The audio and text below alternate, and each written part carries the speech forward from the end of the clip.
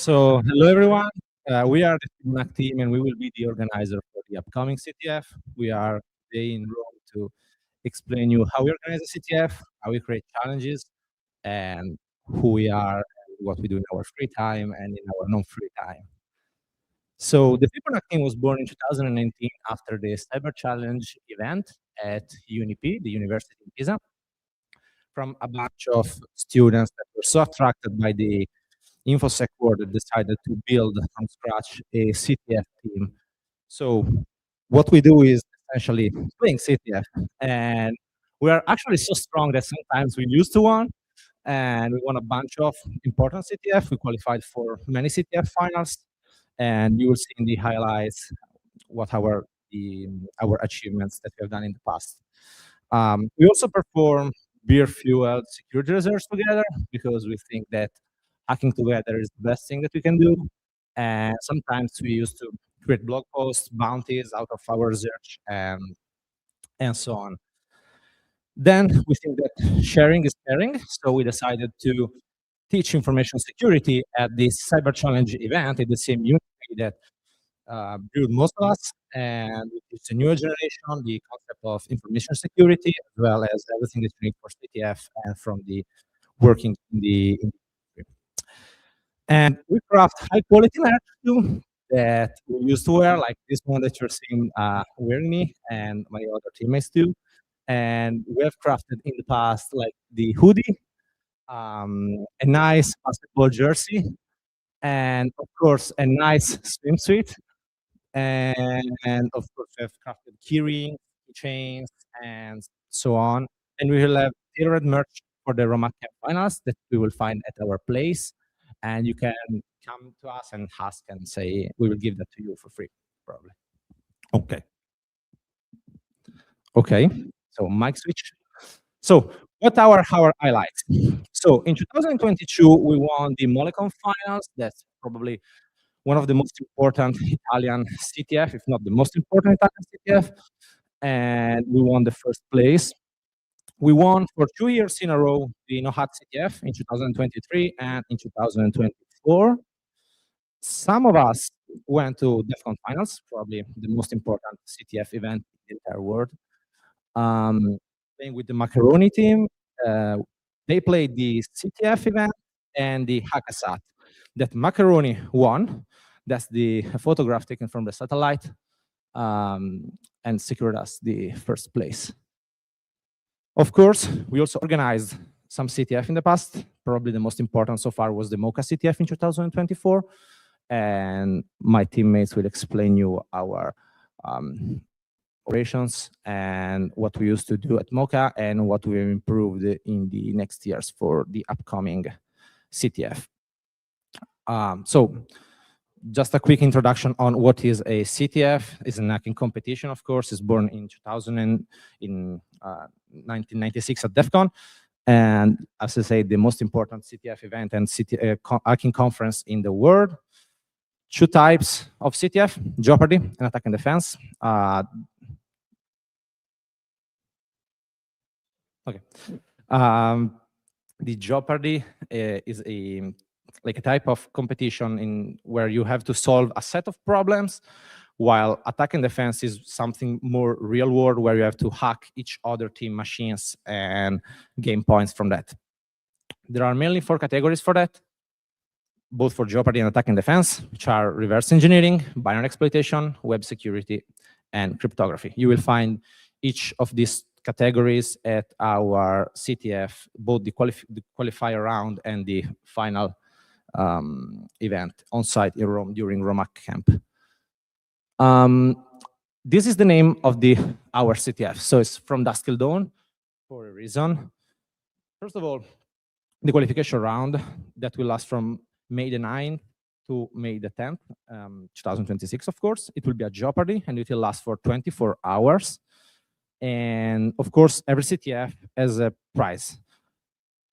The top 5 team will be invited to the finals at RomHack Camp, and for each qualifying team, CyberCyan will provide 4 full guest passes, so you can come and join the camp and join the community and play, of course, the CTF final that will last from dusk till dawn. So, On 2026 at 7 p.m. the CTF will start and it will last 12 hours. The prizes for that are to be announced, and follow us on the social media so you can stay up to date on what are the prizes and to meet us during the camp. So now my teammates will showcase you how is our infrastructure for organizing a CTF or for hosting a CTF, and as well as other internals. Thank you. Thank you, Leo. So let's say that you want to host your own CTF and you're wondering how to. You will need a few things at minimum. And the first thing that you need is a website that hosts the core functionality for your CTF. You want a website that is allow players and teams to register, log in, and the website should be the place where people can download challenge attachments and submit flags. You want maybe a scoreboard, an admin panel, and so on. So the obvious choice is to use CTFD. CTFD is a CTF platform and has become the de facto standard for hosting CTF. There are a few reasons for that. Okay, so it is an open source platform and it is extremely well documented. Another strong point of CTFD is that it's basically plug and play. You download the repository and you Docker Compose up and you are good to go. And there's many configurations that can be changed. You can change the team size, you can change the dynamic scoring or static scoring of challenges. Even the graphical aspect of the platform itself is changeable. You can have the standard theme, you can have a neon theme like this one, or you can have a Christmas theme, or you can do your own theme.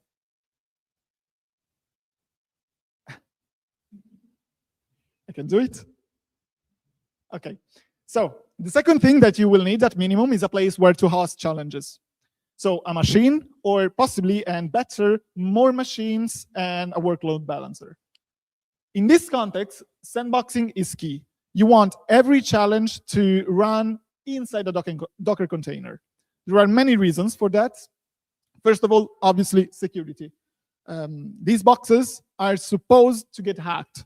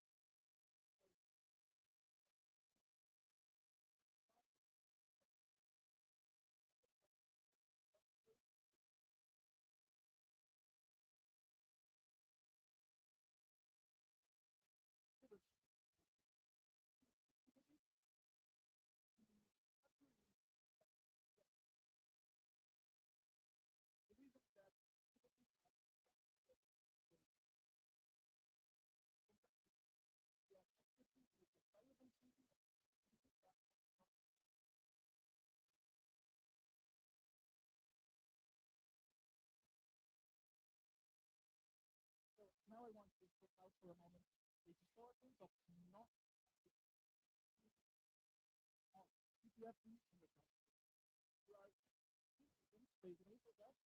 First of all, you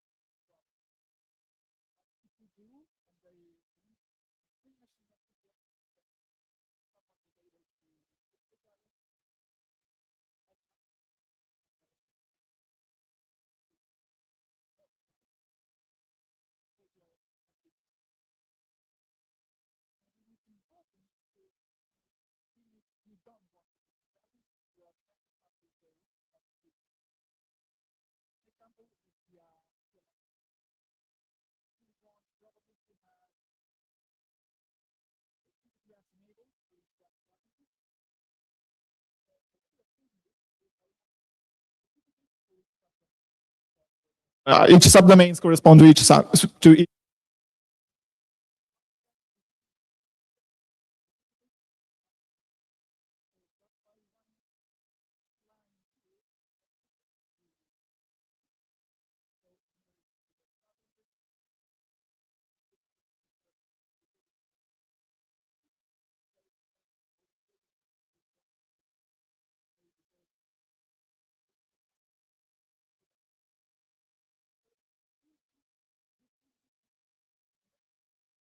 And the name of the challenge can contain variable information for the exploit, for the vulnerabilities, or whatever.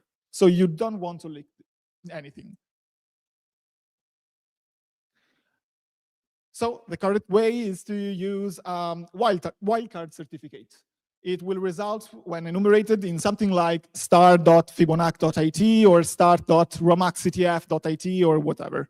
It doesn't leak the name of the challenges.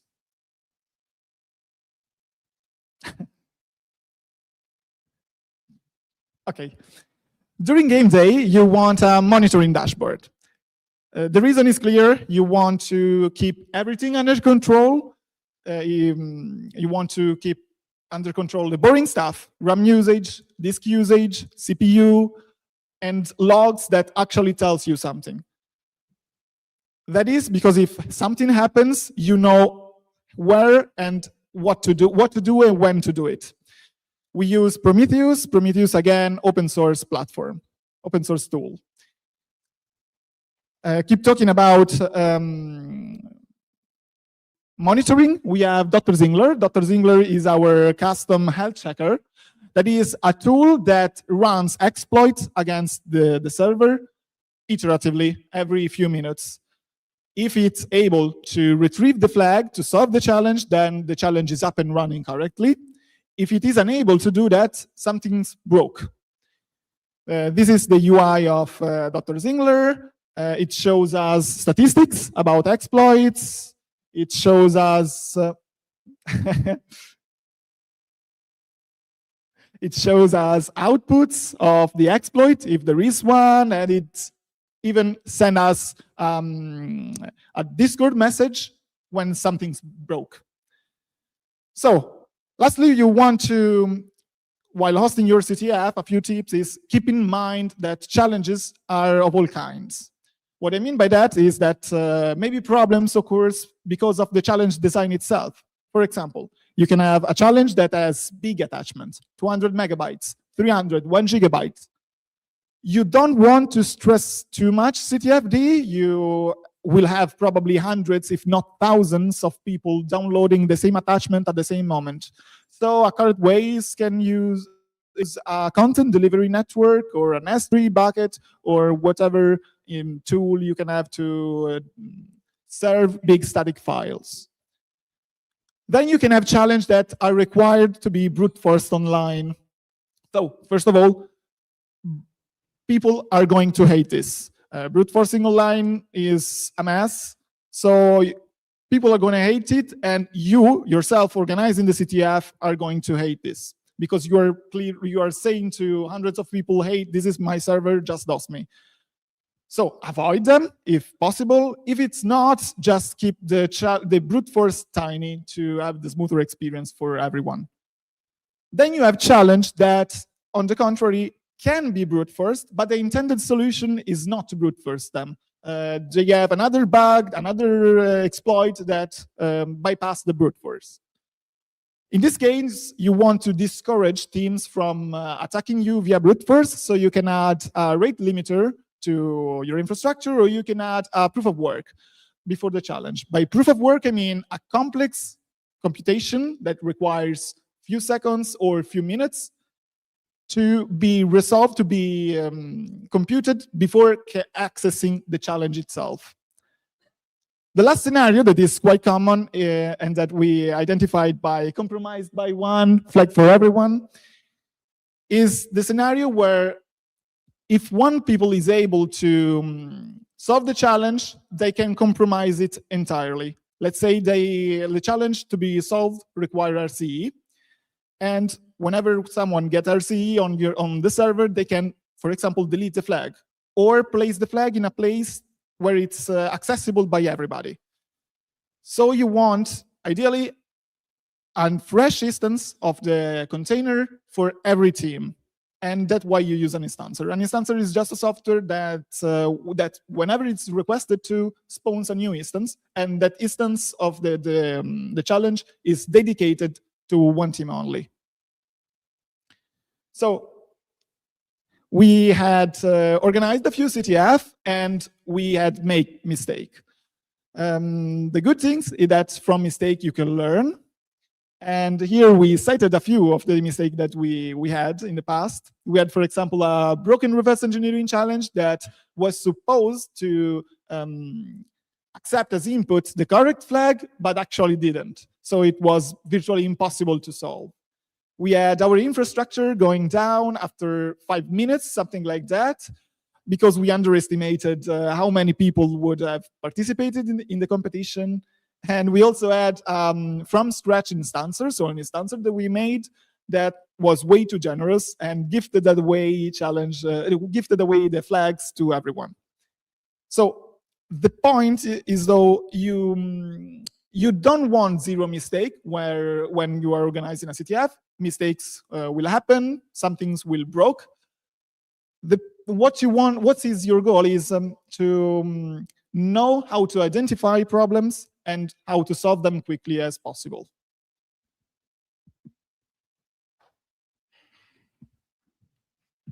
Yeah, so let me see if I can use this thing to change slides. I have to. Yes. Okay. So then we come to what is the actual core of a CTF, so challenges. We need to, of course, follow a reasonable way to develop challenges in order to not go crazy and avoid people pushing their challenge on master with the -- force and fuck everything up the day before the CTF. So we used a quite standard way to develop the challenges, which is basically using GitHub as our own only source of information, using a classical flow where everyone develops his challenge in his own branch, creates PRs, someone approves them after testing the challenge. So you create your own web or binary or whatever you like challenge. You ask your teammates to try and hack that in order to assess how difficult it is to solve it, if it's actually solvable or if you just hallucinated something. And then after the review, you push it and you have a clean state on the GitHub master branch in order to have something that is somewhat manageable. Unless then your team captain pushes something the day before that has no exploit and just says in a MD something like, haha, get wrecked, I'm so strong, or something like that, which of course is not preferred to anyone in our team anyhow. Of course, in order to make everything easy, we use GitHub Actions, CI pipelines, and all that stuff that when you look at, say, fuck, this is boring, let's go over. So let's finally cut the chase and talk about challenges. Of course, the main task when you want to bring a CTF to someone is creating the challenges. And this thing is super funny. And our challenges stem from basically our background. We have of course, stuff that comes from real-world scenarios. Since most of us does research or works for a security company or does bug bounty or tries to do that but fails miserably, we have seen a bunch of real-world stuff that we exploited, and we created challenges that are basically the copycat of that, which I think is a cool way to showcase your bug and also to make people learn from others' mistakes.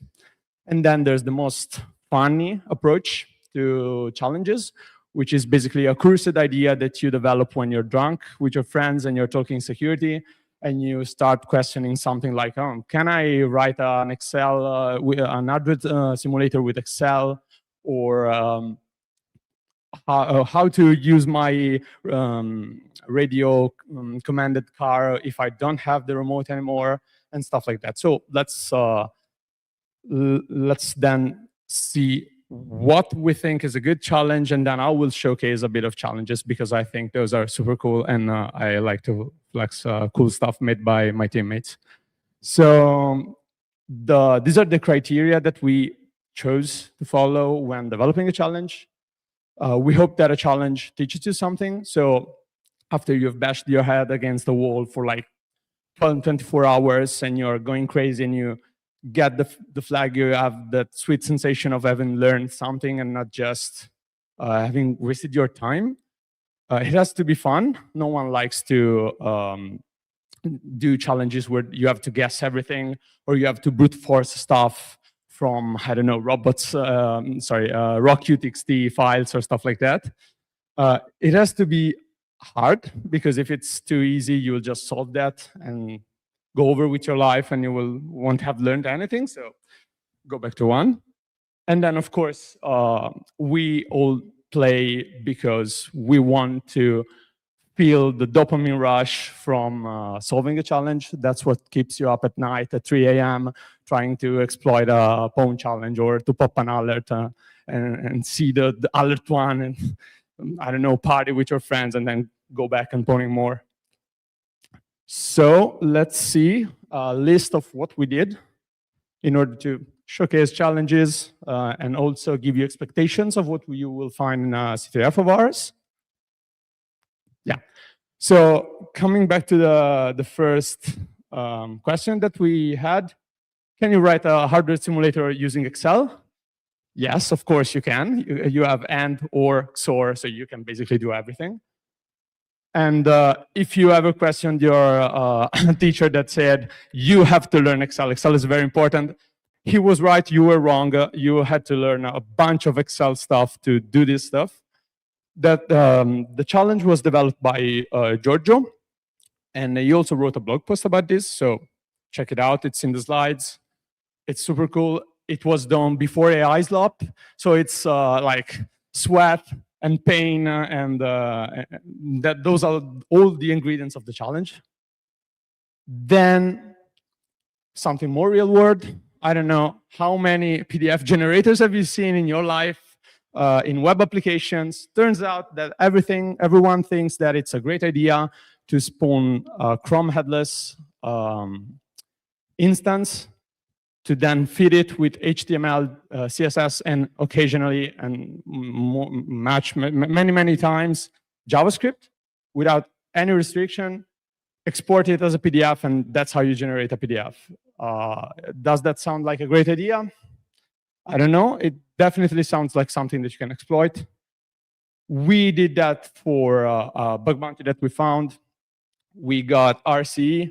We then proposed this as a challenge, and the response was like super excited. They defined us as psychopaths basically and said that the intended flow of the exploit was something that just a mental person would do, which I totally agree, because I spent like a week of my time on this stuff, sleeping way too less than what I would have to. Then, of course, you have challenges, and what's better than a 0 day for a challenge? So if you ever questioned yourself about a Dolphin using a calculator, of course, Dolphin can use a calculator if you help it. So, and this was a bug that Nicole, our captain, found. So basically, he found a 0 day on Dolphin that allowed to load a ROM of a game and just get RCE on the host loading it. So if you are like us and you've played a bunch of custom ROM from people from the internet, please remember that these tools have like zero security in it. You don't want to run random stuff found on any blog, because you will probably get pwned. Yes. So then you have another really interesting stuff, and this is both something super funny, but also a passion of one of our teammates. So basically, what if you lose the control of your remote-controlled car?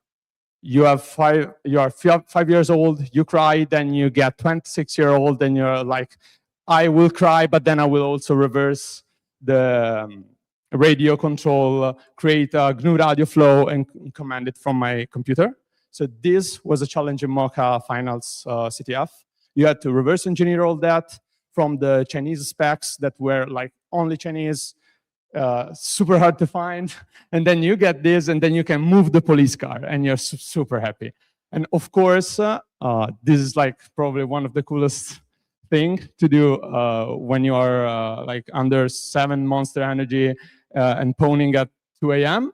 So if you want to discuss that, we have the author of the challenge, which is that handsome guy there, Alejandro. So please go and talk to him, because he loves talking to people.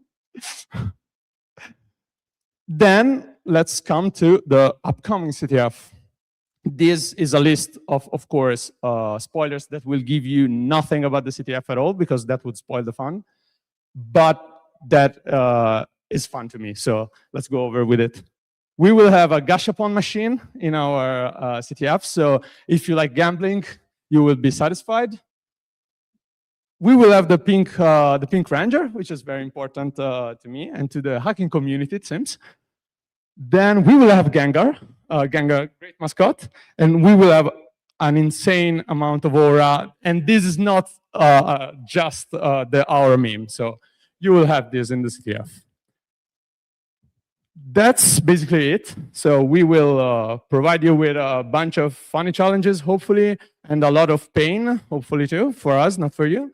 Of course, if you have questions or whatever, there's the QA thing. You can just shout at me or at my colleagues. And if we know the answer, we will answer. Otherwise, we will pretend we never heard any of that. And yeah, that's it. So thank you. Thank you a lot.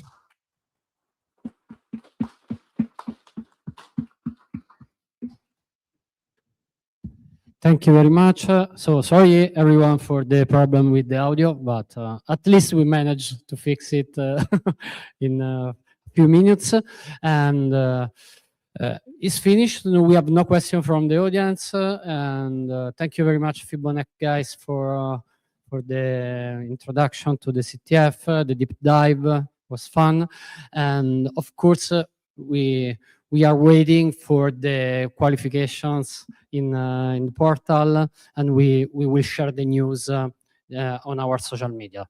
After all, so we will have another session of RomHack Bẏtes in Milan next month, as I said before. So keep in touch. So stay tuned and see you. Bye. Ciao.